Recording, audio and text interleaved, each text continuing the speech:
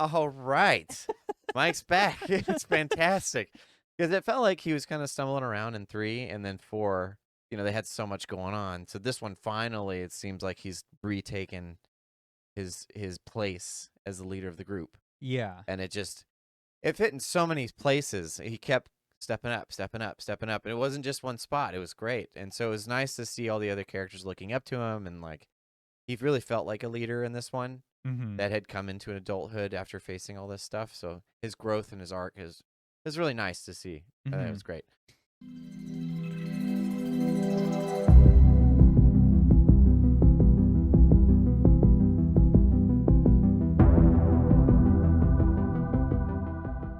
It was, but not when.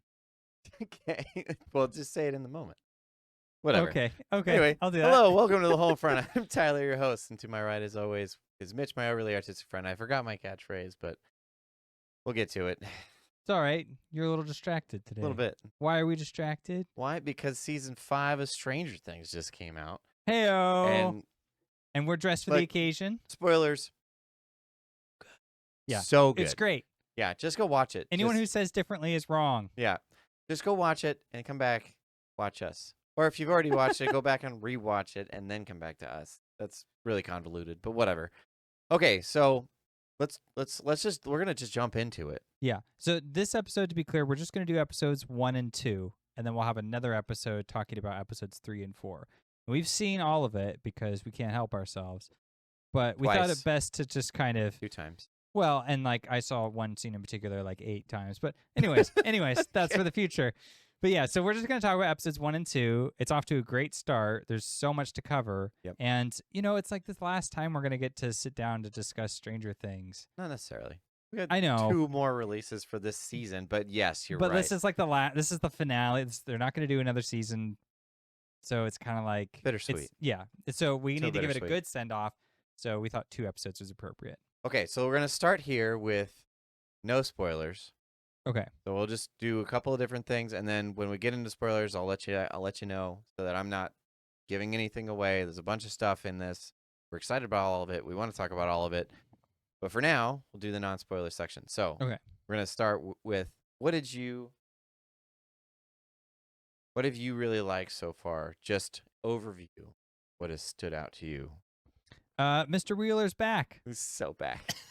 This is like my favorite character. This is like the first 2 minutes of episode 1, so we're not ruining anything. Mr. Wheeler's so great. If you've watched any of our episodes, we are big fans of Mr. Wheeler, the like most non-character of all. He's so great, and he kicks off the season, so it's so much fun. Yeah, I mean he's such a great like backgroundy character that when they pull attention to themselves, it's not in a I'm distracting you from the main plot. It's just I'm adding so much more just by the mere presence of being here. So he's back. He's just part of that fantastic. world, and he's such a great addition. Yeah. If you watch any of our theorizing videos, Mitch specifically theorized that they were going to do an expedition because we saw the Jurassic Park reference in the trailer. Yes. We do get an expedition. We'll get into more of the details later. We got our expedition. We haven't learned much about the Upside Down yet. So it's a bit of like, it's a fun, but also I want more from it. But there's still time. There's still time. Yeah. Well, and also the expedition part is like, it's done in a Stranger Things way. Right. Which I appreciate. Yep. I thought they were going to have like, a group of people and then they would talk to like Hopper and they'd be like, well, we need you to come with us because you have experience or whatever. He's like locked away and he's like, I can't. Yeah. Those days are over. Yeah. That didn't happen. In American prison for some reason. And then they're like, they pull him out. And then, he has like he gets like his hat back and then his gun and then he leads the expedition or he's there like they don't want to acknowledge him there, but they can't do the exposition without him. Right. So then they bring him along and then he's just straight Rambo from one of the later movies or something. Just yeah. And then like, when things start to unravel, then they have to like give over like, okay, he actually knows more about the situation than we gave him credit for. But that isn't quite, that's not what happens. It happens more like they're more willing to use Hopper to infiltrate and the military doesn't want them infiltrating whatsoever. Right. They want to keep them out of it. And that's actually more in line with what we've seen from Stranger Things. So, yep. Yeah. Speaking of a large group of people, they start the season off with everybody being together. So everybody is now in the Wheeler household. Yeah. which sets up for some great humor, great situational interactions, and it kind of sets everybody in the same home base. And again, this is all within the first 2 minutes of the first episode, so there's nothing given away here. Mm-hmm. But that's really great because it gives you a lot of character development. You're kind of aware of everybody, but now everybody's in the same place and they're starting from the same place and then they're going out in their different ways. And you get to track all of them. You don't feel like you're so scattered. Mm-hmm. But again, also you get to see everybody interacting with everybody now. They're not a bunch of separate pockets now. You get to see them all in the same spot. That part's great. Yeah, it's like one house now holds all the main cast Yep. in a central location.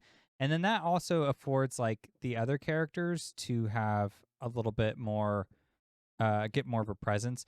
And I guess to be fair, Lucas isn't staying at the Wheelers. Lucas, Steve, and Robin are kind of the ones that aren't there, but they make their presence known really fast. Do you have anything else on that one? Well, no, I was just saying it kind of gives room for other families and characters to show up and then fill in the role of what our main cast was doing before. Right. Right. Because now there's basically, it's like a formal acknowledgement. These are the main cast. These are the main characters. Everything else is add-on. Yeah. Visual effects. Great. They look nice. Yep. They really went ham on budget on this one. Top notch. Yep. Yeah. Looks fantastic. And then last but not least is the music. Yeah. Real step up, which is not saying much, I guess, because all the music in Stranger Things is great. So good. First season, though, hands down. Yeah. So good. I love that soundtrack. But this one really... He put some time into it, yeah. It's got some real, oomph behind it. Feels good. Yeah, it does. Okay, so we're going to do a speed run real quick. Let's just keep this thing moving. Okay. We're going to go through all of the references that we could just type out in, we didn't sit and, think about it all. We just, anything that popped into our head, what we thought was a reference, we just typed in a list. So we're just going to go through the list as fast as possible. We're not going to explain it. We're not going to show where it is. We're just going to say all the things that we think influence this season specifically. Okay. And then we'll move into the spoiler section. I'm ready. Okay. I'll do the first half. You do the second half. Sound good? We'll just bounce. We'll go back and forth. Okay. So first one, Home Alone. Alice in Wonderland. Red Riding Hood. Wrinkle in Time. Jurassic Park. D&D. Ghostbusters. X-Men. Superman. Ghosts and Goblins. Ferris Bueller's Day Off. Back to the Future. And that's probably not all of them. No. But the ones that just came to mind. So comment what you think was in the episode, what influenced this episode. There's plenty of references. There's a lot. I know there's a lot more than we saw, but whatever. For what it's worth, that's what we got.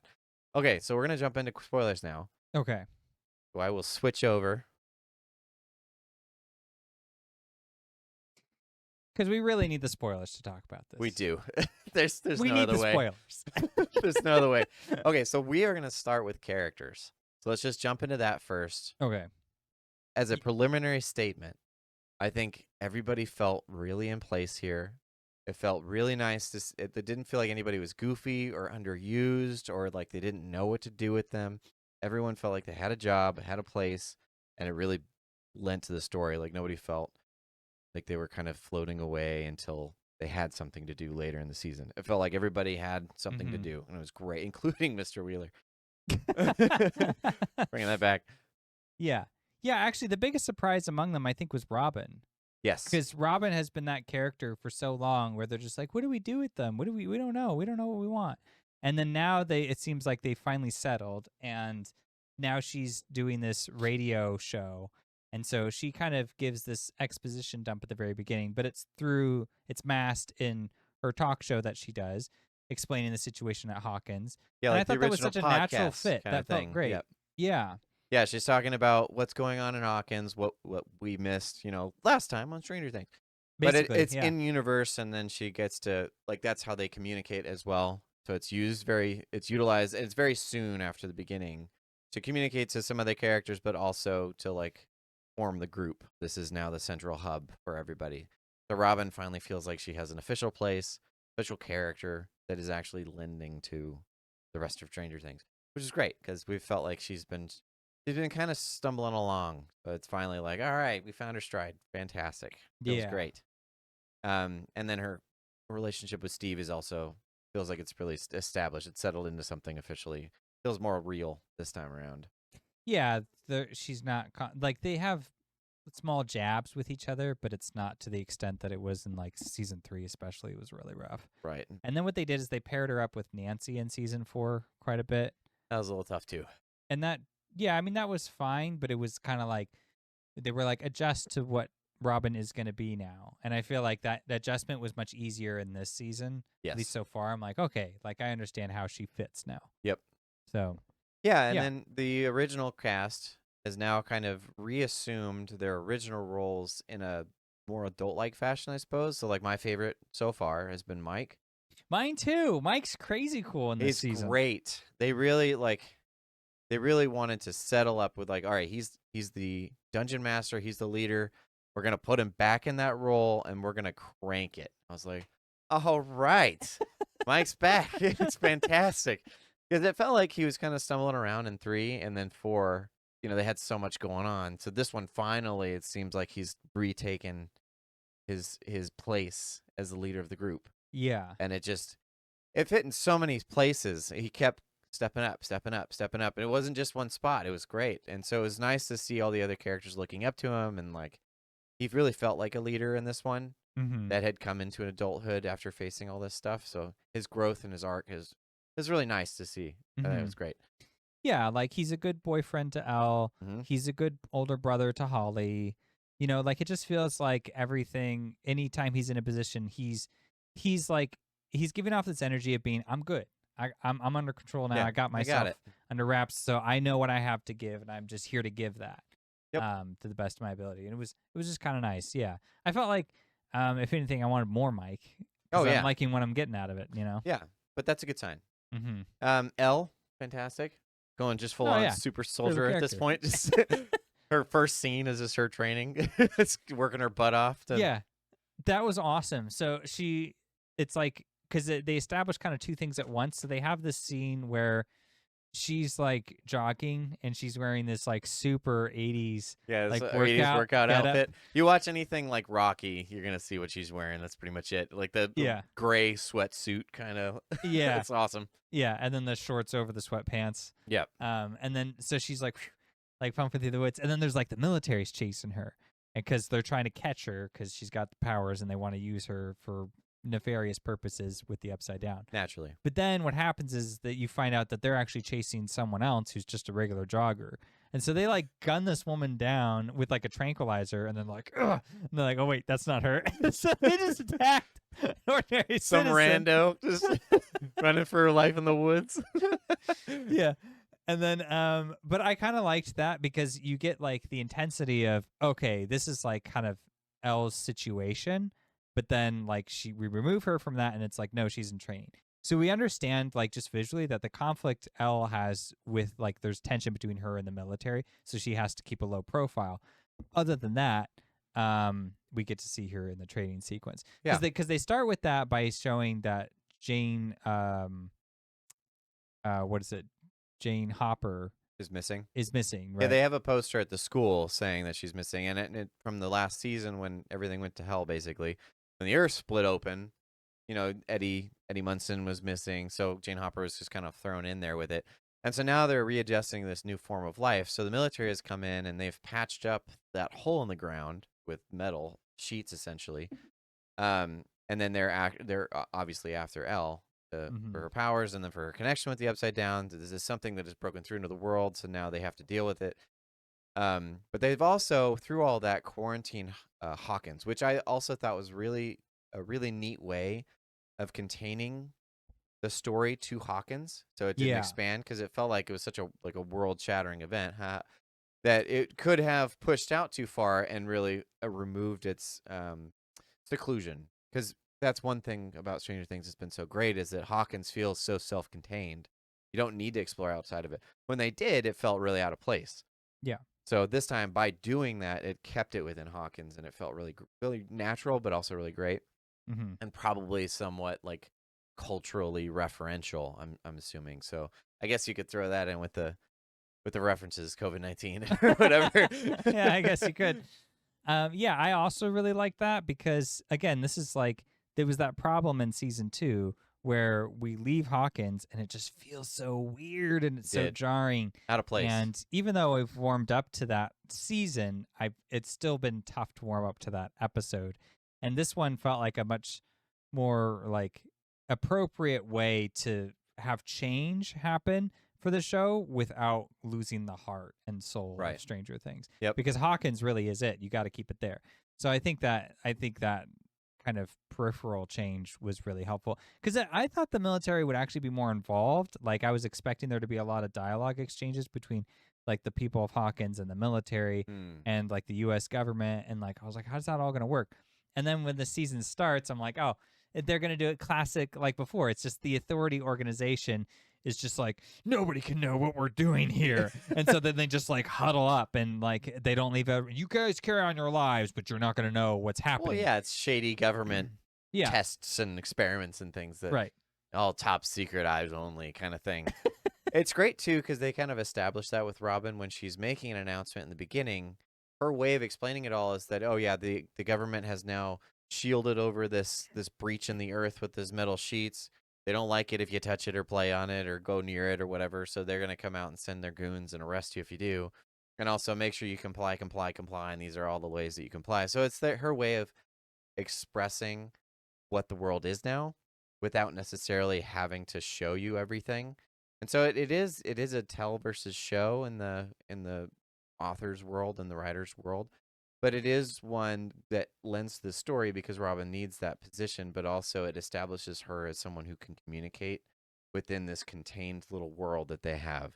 So it establishes the boundary of the world, but it also gives you the rules of the world as it is now, as we have not seen. Because we've only seen the end of season 4. We haven't seen the response to it because they kind of skip ahead a little bit. Yeah. And I imagine it's tough to like compress all this data into these weird, because they have about 4 episodes that they've released, then they're waiting until Christmas. So you've got to make sure that all the things that you want to have happen in those 4 episodes. Yeah. Within a certain amount of time, which is about an hour, I think, for each episode. I think they have some leeway at the very end, but you don't have a lot of time to be like, oh, the military's done this, and they can't show all that. So it's a really effective way to have Robin explain all that stuff, but then to like make you feel almost like a comfort blanket. Like, oh, we're in Hawkins and we're staying here. That's great. And then the Upside Down is the only other place that we go. Yeah, it was a great way to see how they did that. Well, and I would also suggest that as Robin's giving the explanation, a lot of the visuals are just kind of like Hawkins' life. Like you see these kids and they're just sledding down. It's funny how they they've just adjusted to live in this new reality that's like totally not normal. But it's fine. The military puts over the sheet on this hill to block out the tear in the universe, and they're like sliding down it like it's wintertime, like, yay, fun. It's a ride now. No. And the hell is underneath there. Yeah, I thought that was, I mean, it's so fast, right? But Stranger Things has always been really good about layering a bunch of things all at once and be like, keep up. Yeah. And I felt like they do that most predominantly in episode 1 of each season. Like, okay, let's reacclimate you to what's going on. And I think there's a real skill to that. It might not be to everyone's taste, but I think sometimes with Stranger Things is each time they do a new season, there's a real tendency for them to take us to something really new and fresh. Yeah. And I think it's not always an easy adjustment. It's just, again, going back to that episode from season 2, the one that it's like, I don't even know what to say it because we all know, oh yeah, that one episode we don't like. Like, yeah, that was an instance where it didn't quite work. But beyond that, usually episode 1 is kind of trying to get you to rediscover what this new season is going to look like. And if you don't catch on that that's what they're doing, then I think it kind of leaves you on uncertain territory. See, I've been around the block with Stranger Things. It happened to me like once before, and I'm like, okay, no more. I'm just going to roll with it. This is a lot of information, but I'm just going to take it in strides and be like, okay, this is what we're working with. Like, for example, there's a whole freaking military base set up in the Upside Down. Yeah. Which I think is really cool. It's great. That's a great setting. So they're using it. They have, the base in Hawkins, but that's not really where the operation is going. No. The operation is within the other side. Although I'm not quite sure why Vecna's just letting them have at it. But I imagine it's like... We'll probably learn as it goes on. There's some in-universe reason. I think he also just may not consider them in any way problematic because he's like, well, if I want to kill them all with the Demogorgons, I can. That's fair. Yeah. Which they show later. Okay. Dustin. Let's just jump into him real quick. Yeah. So you had some comments here. I'll let you go through them. So I like Dustin in this one. See, contrary to what Mike had said in the season 4, where he said Will was the heart, Will's not the heart. Will's the wizard of the party. Yeah, so he's the spirit, I guess. The spirit. I guess you could say that. Sure. But I feel like Dustin is the heart. And because Dustin, if you remember from season 1, he was the one who was like, okay, you shake hands, you forgive and forget, put aside your differences. He's the unity man. And in this season, when it starts off, it's like, oof, this is a cold, kind of darker side of Dustin. Yeah, because he's really hurt. Like the fact that Eddie died and like he sees the situation as here's what we have to do now. And everyone's kind of like, well, we're going to do it this way or that way. Keep a low profile, blah, blah, blah. And he's like, no, I don't think we should do that. So now he can't be the unifying person. It's like that side of himself goes dormant because he's trying to make sure that the spirit of what Eddie was going for, that party member's perspective needs to be uplifted. Right. See what I mean? So then he emulates Eddie for everyone else. Which is kind of the rebel rogue type. So he's not quite the heart. He's the wild card. So now he's taking that on in order to, not to embody Eddie necessarily, but to make sure that he's jerking. Eddie's not forgotten, you know. Well, there's that, but he's jerking the wheel so hard because everyone else is like, comply, stay under the radar because we got to win by strategy. And he's like, that means that we ignore his sacrifice and what he did. Right. And I'm not going to do that. Because he's like, I'm the one that saw it. And like, now everybody wants to spit on his grave and like vandalize it and stuff and destroy his memory. And I was like, I know what he did. Right. And so to him, he's like, no, we've got to shine that out. Otherwise, people are going to do that. They're going to demonize people that did the right thing. Mm-hmm. He's like, I'm going to be the guy that does the right thing regardless. And so that means that he's going to take some punches. That means that people are going to hate him. Like so he's wearing the Hellfire shirt, which is I got today. Yeah. So he's wearing the Hellfire shirt but in season 4, they all recognize that as the cult, and that's what they thought killed Chrissy and a couple other people. Yeah. And so because that was never officially resolved, people still believe that, and Dustin's the one out there trying to champion their cause, despite the fact that all their members are gone now. So it makes it really interesting. So he has to kind of cut out a little bit from the rest of the party in order to establish this arc for the season, and then eventually he comes back in by the end of season or episode 1, right? Or beginning of episode 2. At the end, he links up with everybody, but I might be mistaken. It's kind of a blur still. There's a lot that goes on. It's a lot of watching over the weekend. Mm-hmm. So Dustin, great start, and it's an interesting arc for his character from when he started. Yeah, and I just love his costume design. Like he's got this huge trench coat. It's a trench coat, and he's got the rings and stuff. He's got rings, one on his pinky and one on his index finger or his pointer finger. But then they're like huge. Yeah, these huge like black rings with like symbols, and he's just like, ugh, like I don't take crap from anybody. Taking on the '80s punk style, baby. Yeah, that part's great. Did you have anything else to say about Dustin? I was gonna say I liked Lucas's intro from Dustin's point of view. Go for it. Yeah. So I've always liked Lucas. I thought he's a great, like, I guess, counterpoint to Mike, because they've always been the ones at odds. odds. Like the Raphael of the Ninja Turtles. You know? I have not seen that, so I don't understand the reference too well. But yeah, he's the one that's kind of like always questioning, always pushing back to make sure they keep the party in check. Yeah. And that's been great. From like a logical kind of objective perspective. Like he's very grounded. Yeah, and in this one, he's the one that's kind of, because he's breached both sides now. He's been the nerd and then he's been the jock. So previous season, he was basketball player. He was on the team and he was like wearing the jacket, the jersey and stuff. And then he was with the guys that were chasing down the cult. So now he's kind of settled into his own with deciding like, okay, well it's all kind of shallow and hostile and I don't want to be part of that.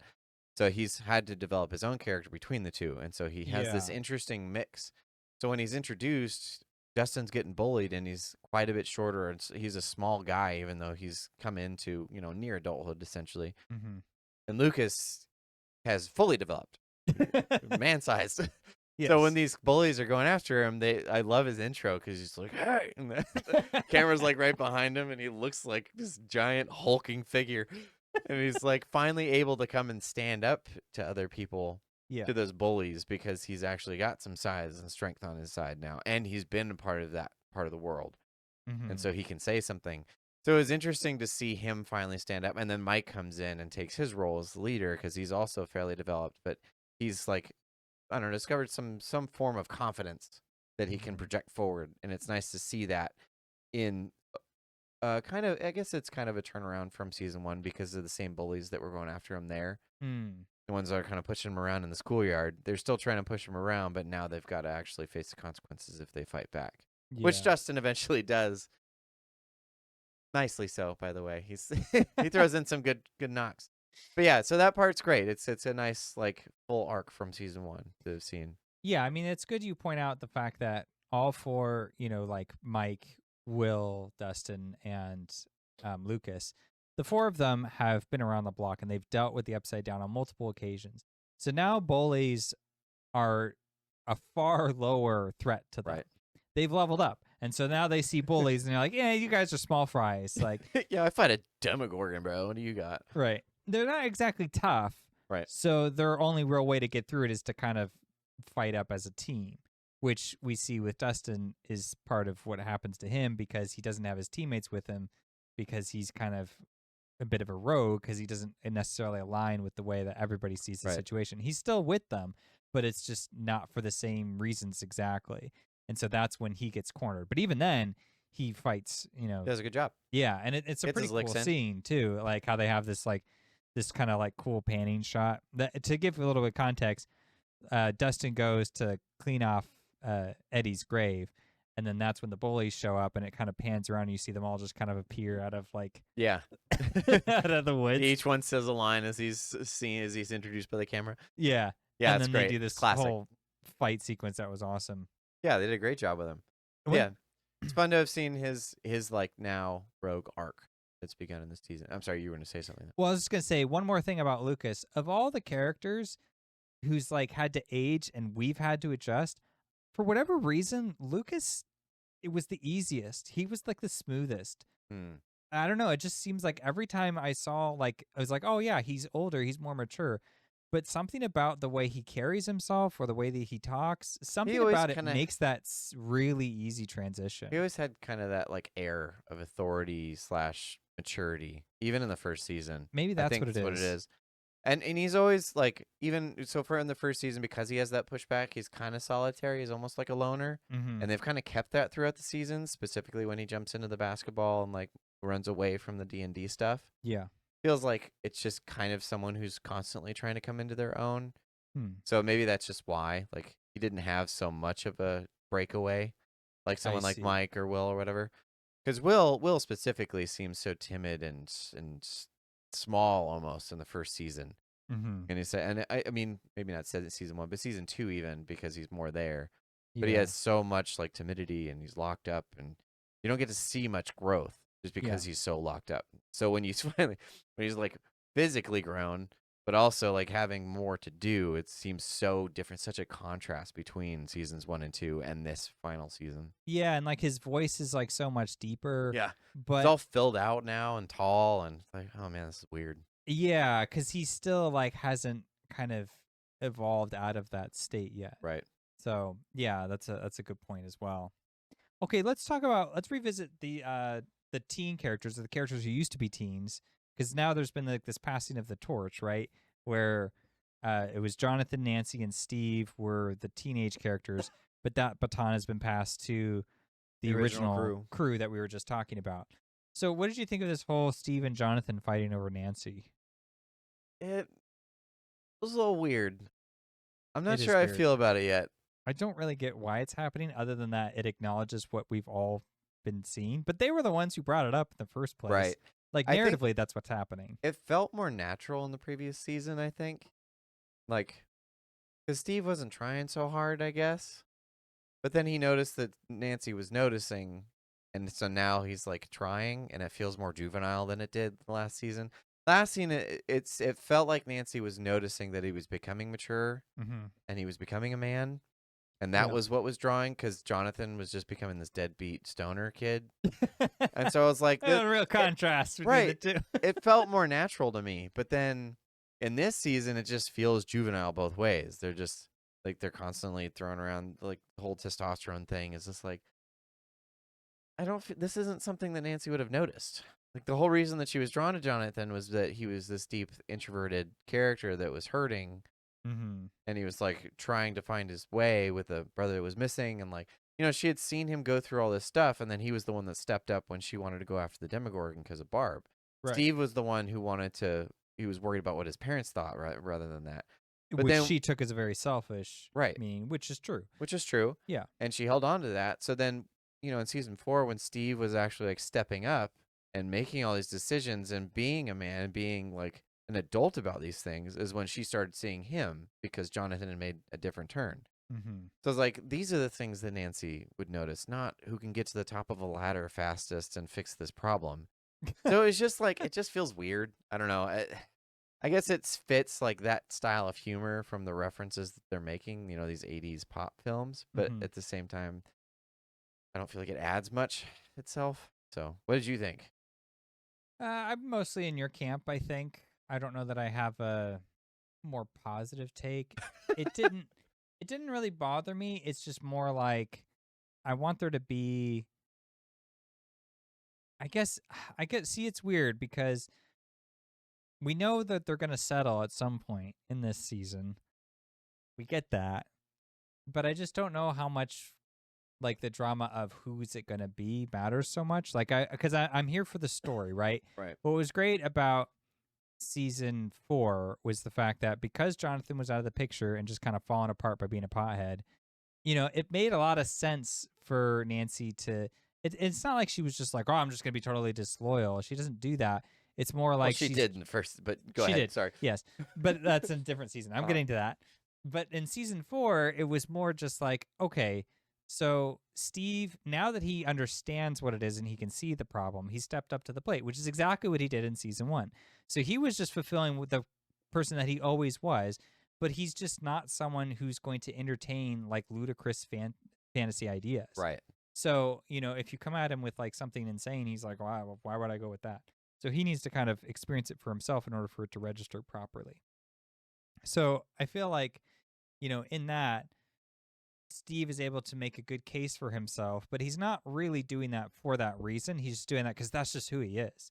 And he's someone who has a lot of like maturing and growth to do, but his personality isn't one of them. You know what I mean? Gotcha. And so his personality is kind of maintained throughout. And so if he's doing this kind of stuff, it doesn't bother me too much. It's like, oh, it's a job for Steve Harrington.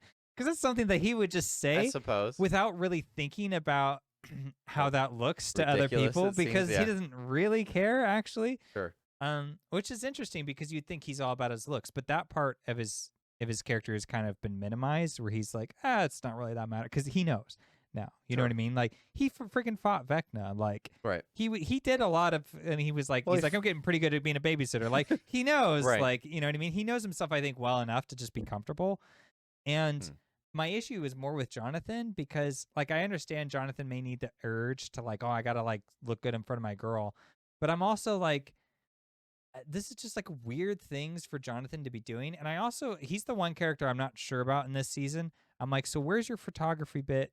Where are you doing the Jonathan things? It's like right now he's filling in for Dustin, which is, well, he's rogue, yeah, which is fine, but it's also like, it doesn't tell us anything about Jonathan, I guess. It's just revealing to us what's happening with Dustin. Yeah, that's fair. So, also, Argyle's not here. Yeah, bring back Argyle. Bring back he was Argyle. Awesome. It's ridiculous.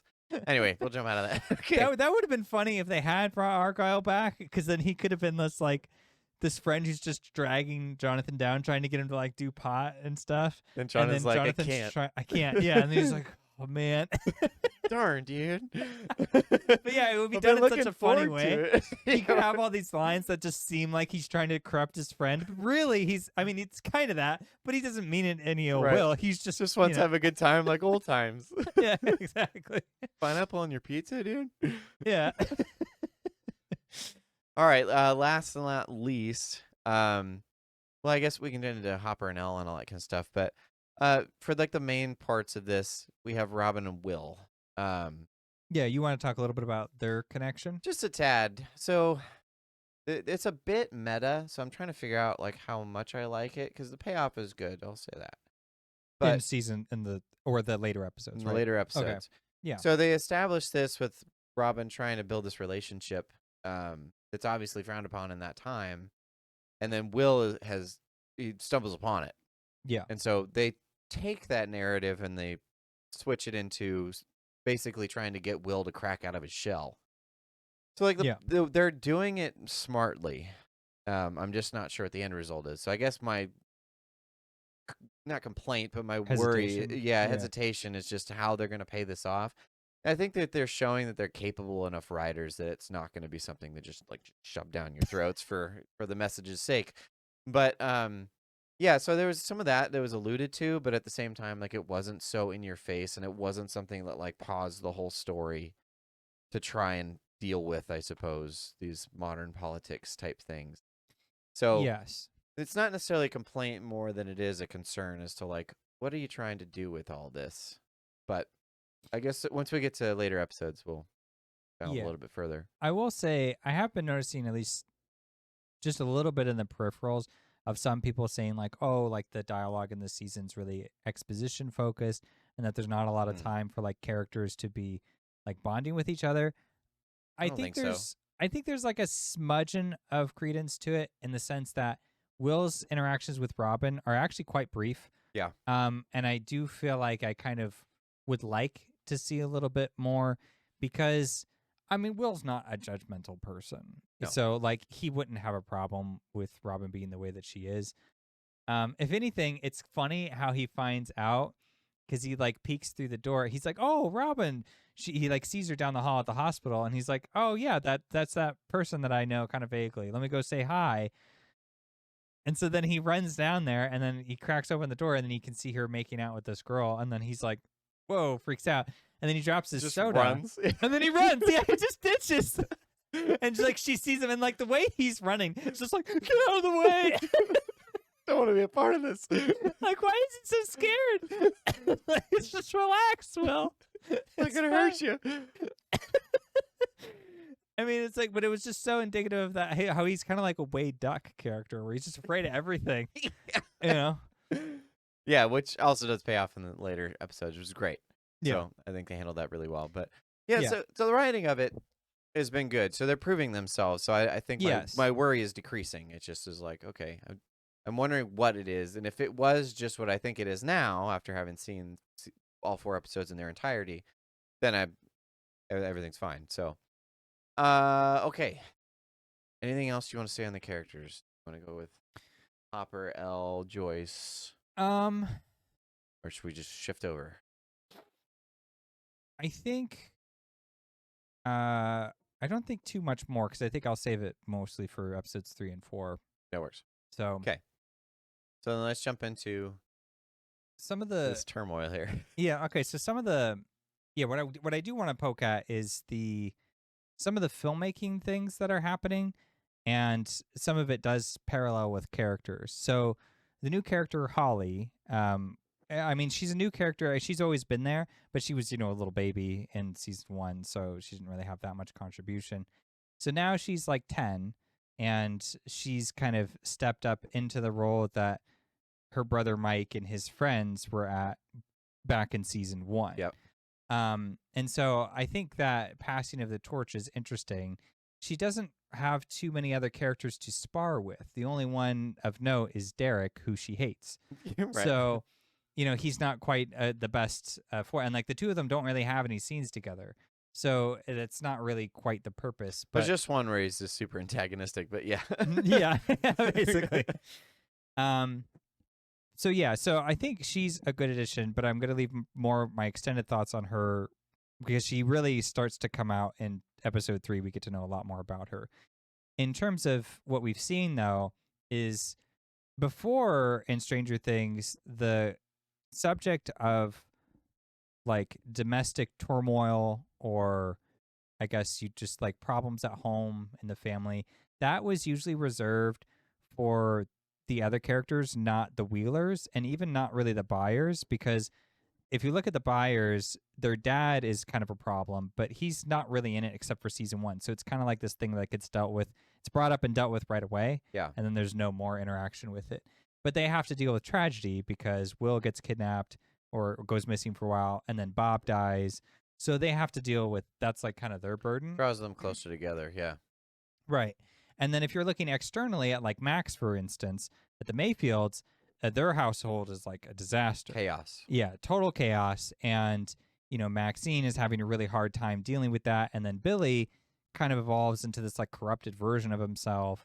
And then we got to see him be redeemed at the end of it.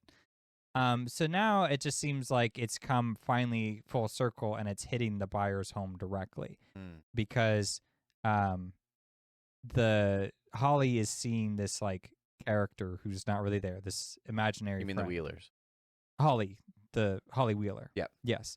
And so obviously her parents are notified and her mom's very concerned, Karen is, and then the dad is just kind of brushing it off as he always does. And then that started to creating infighting between the two of them because she wants him to be more engaged and taking this seriously and he's dismissing it.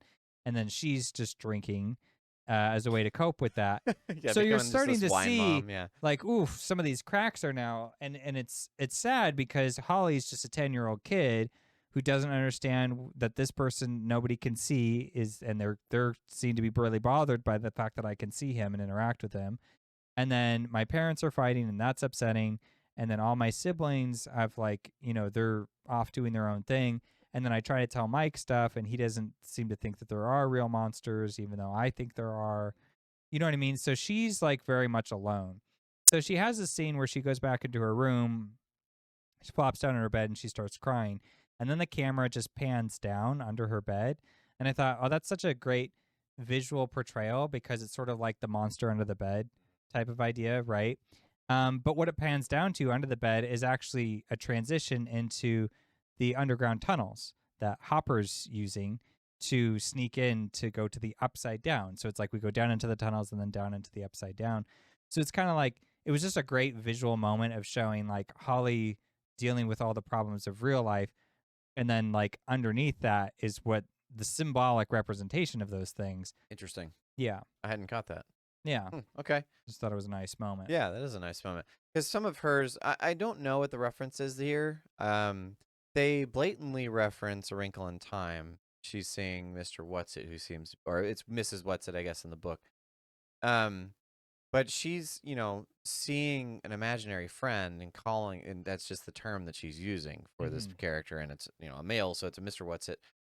But it seems very indicative of like an old school horror movie or something, that the way that they shoot it, the way that they kind of present it. So I don't know what it is that they're referencing, but it feels like it is something that they're referencing. And it's done very interesting. If you know that reference, put it in the comments below. Yeah, that's fair. Because I feel like I was thinking the same thing when I was like, what is this referencing? But I don't know how to place it. Yeah, I don't know if it's like a Freddy Krueger thing. Because it's not quite the dreams that they were messing with last time. And he's not like, but he shows up as like kind of an inviting figure now. And he's like waving at her. And he has a top hat and a pocket watch. And there's more like endearing factors about him rather than the horrifying ones of the previous season. But it's also so very insidious. Yeah. The way that it's presented. So like one scene she's waving outside of a window, and I don't remember if there's rain or something, but it's distorted, so she can't really see any features of it. It's just waving at her, but she's happy to see him. Yeah, she's not disturbed by this at all. So she's greeting him with some form of familiarity, but then they show later that she's talking to nothing, and the teacher's very concerned, and then she has that conversation with Mrs. Wheeler, so it's obviously an ongoing thing, something that's been around for a minute. Yeah.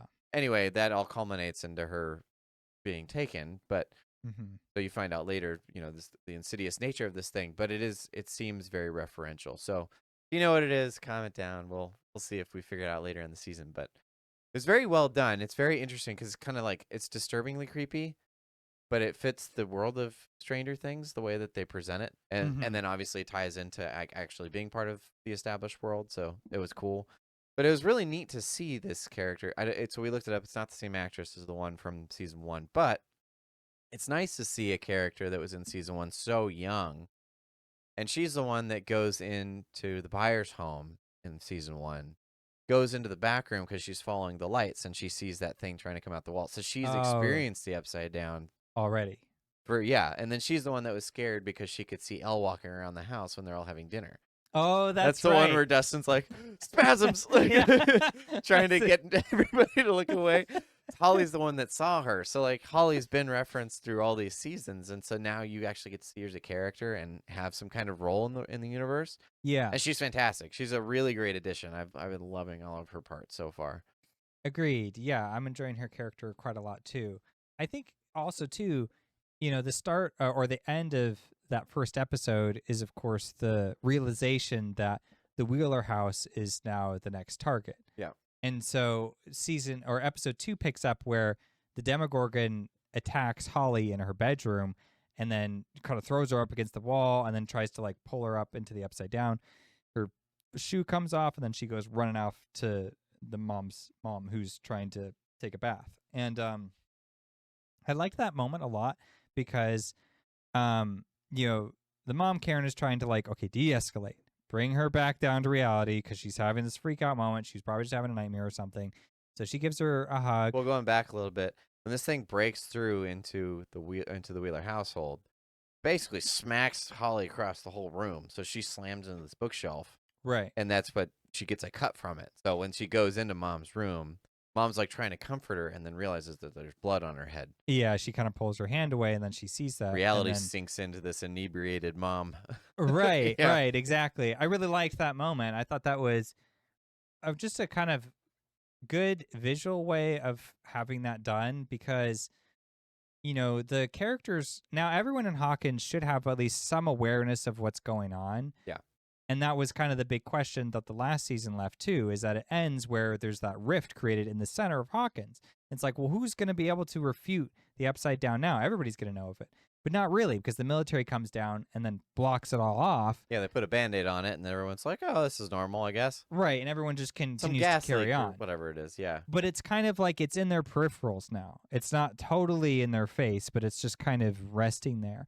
So when she kind of like sees that there's real danger, I think it's like this kind of click for her of like, oh man, this is Well, it also serious. helps because she knows that Holly's been trying to say things about this thing for a while, and it's almost like reality finally came and smacked her in the face. Yeah. Been talking about Mr. What's-It for however long, and now suddenly my daughter runs in with these mysterious injuries, and she's screaming and yelling about something, and then reality comes through.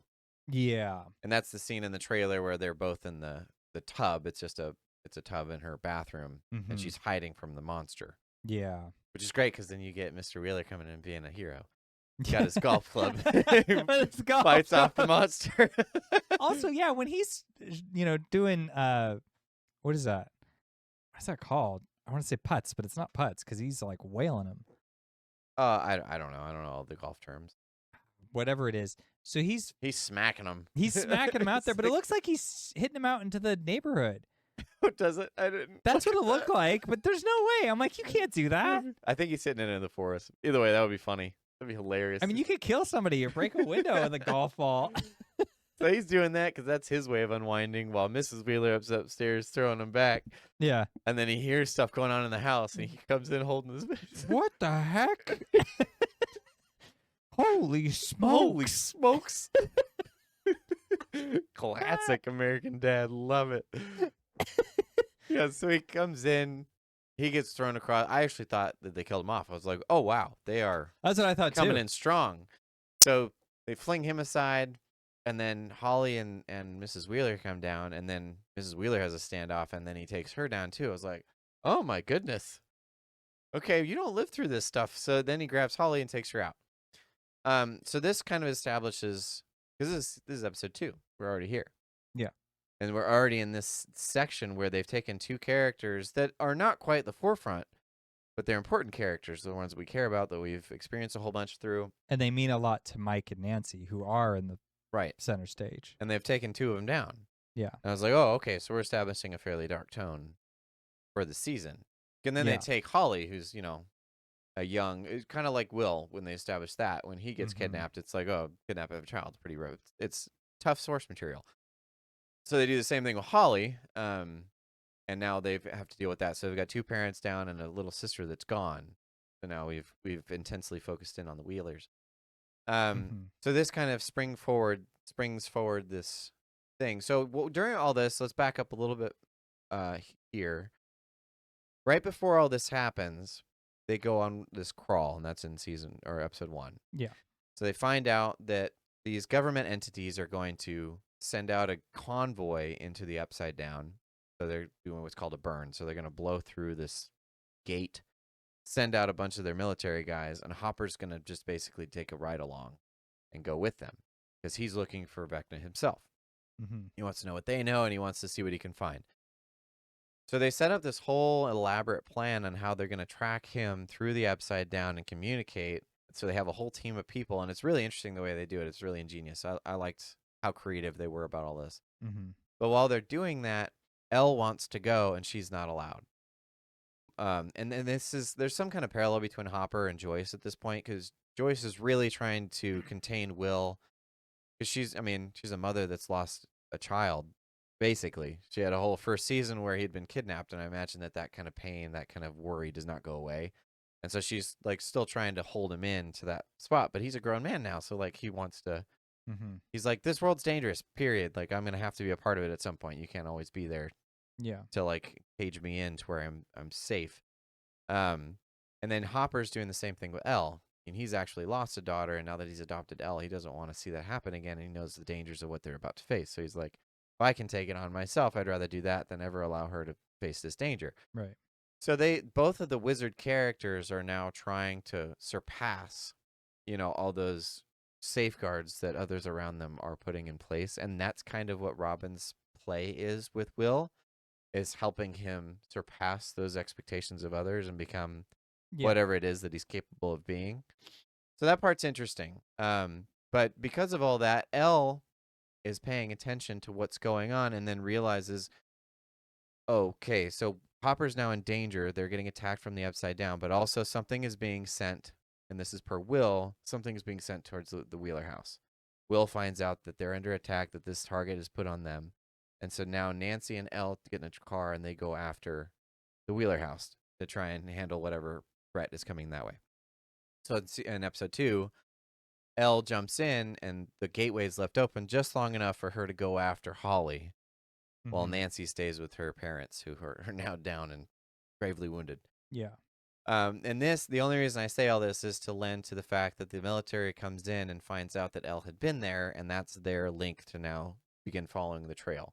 So Hopper and Elle are now in the Upside Down. The rest of them are outside and figuring out how to get Holly back. That is now the crux of the show, is Holly has been taken. So it's similar to the first season where Will has been taken and they've got to figure out. But now they know what the threat is and what has taken her. But they have to figure out where he's gone, where they've gone, taken her. So. And Elle's able to do a lot more now than she could before. Whereas before she could kind of just have Will talk through the walkie-talkie or try to like blindfold herself and find him. But now she just walks straight into the Upside Down, and the Upside Down has to now fortify itself. It has built this huge wall to kind of, and we think that that's what Holly's being kept behind. Right. I think that's getting a little bit into season 3. But yeah, it kind of needs to be there. Otherwise, Elle would just find her instantly. Right. Yeah. Yeah. So that's most of episode 2 is them establishing the differences between who's in the Upside Down, who's not, and how they begin solving those problems that way. Yeah. And this is where you get some of those references of like Ghostbusters, the way that they're tracking. They've got like this van with this dish on the top, and they're tracking the signal in the Upside Down. So they're like this, I guess, following each other around. So as long as they've got the signal, they can track it. And it's their way of like keeping tabs on the military as well and what they're doing down there. And then you find out that the military actually has that base in the Upside Down, as you referenced before, and you're introduced to a new character, this new military character that Stranger Things has classically had. This is Dr. K. This Dr. K is this no-nonsense research, try and find Elle. This is the mission. We got to get the mission. Great character. Great addition. Yeah. Really, really like that one. I love how in her introduction, she gets a report and she's not very happy about this report. So she's like, well, if you don't have anything positive to share, you really shouldn't be here. And so he's going to leave. And then she tells him, I have people dying, innocent people dying. Find me the girl. And so it was kind of like, the underlying motivation is supposed to be to like, okay, well, I have to protect the citizens of Hawkins. That's my primary goal. But everything she's doing to go about that, it just like screams villain. Right. Because it's like, I don't really care that that's the reason, but that is the reason. So I'll say that. You know what I mean? Yeah, they're kidnapping a little girl and whatever Yeah, they're gonna do with her powers, they're like gonna experiment on her. right. But it's all right. We're gonna save innocent lives this way. It's okay. It feels very. Sure.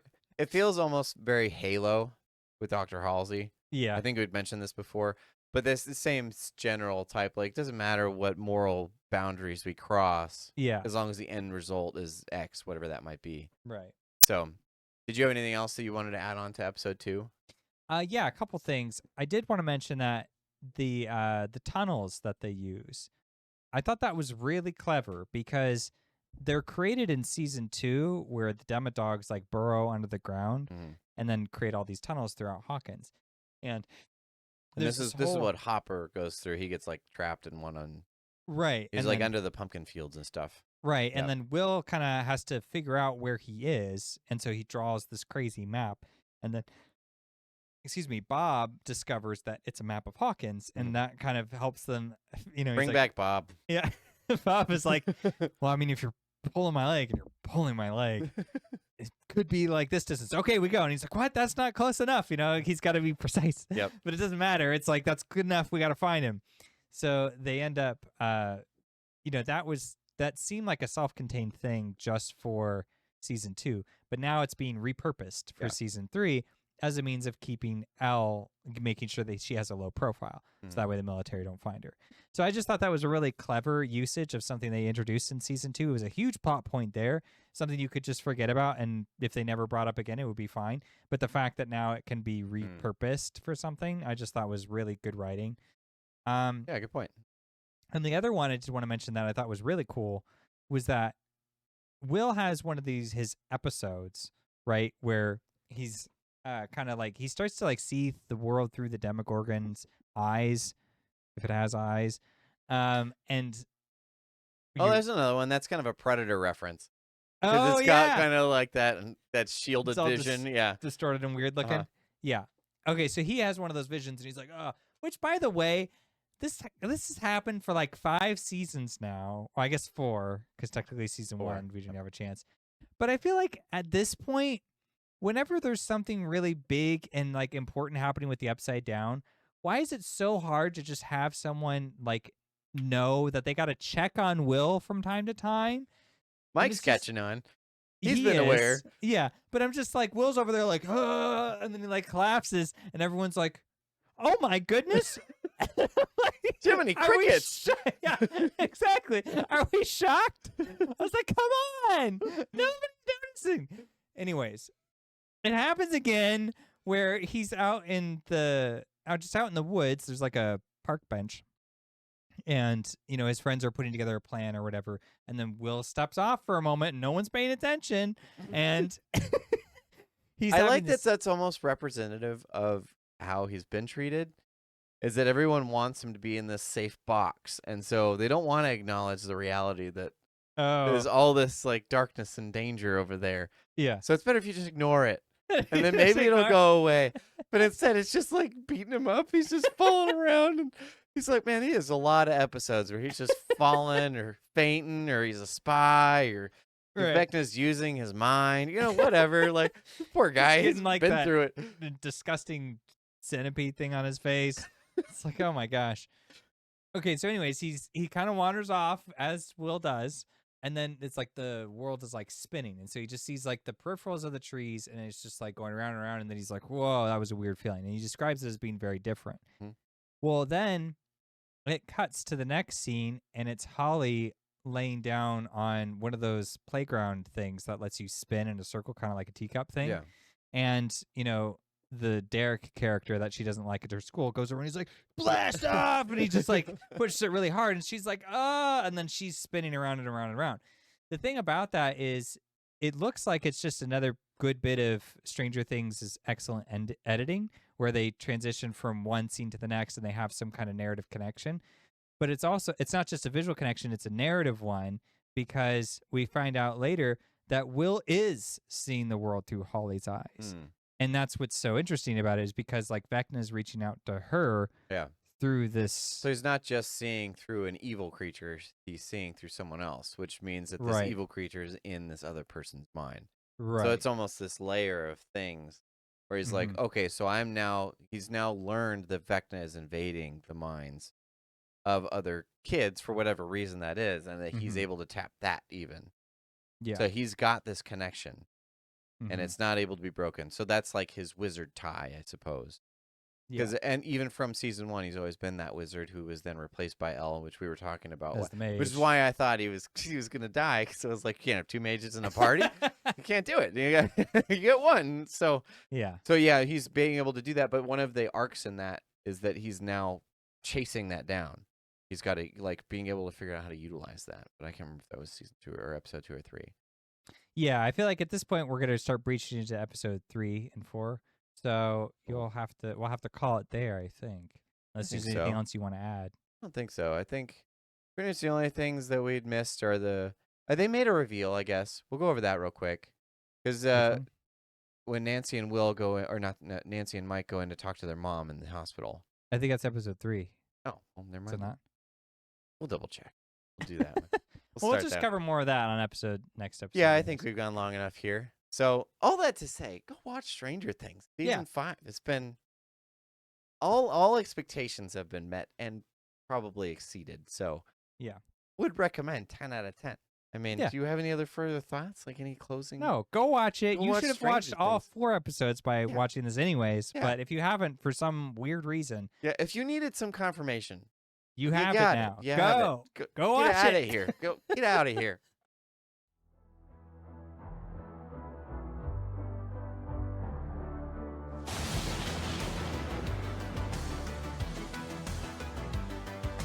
So you made it to the end of the video. If you liked it, please consider subscribing and leave us a comment.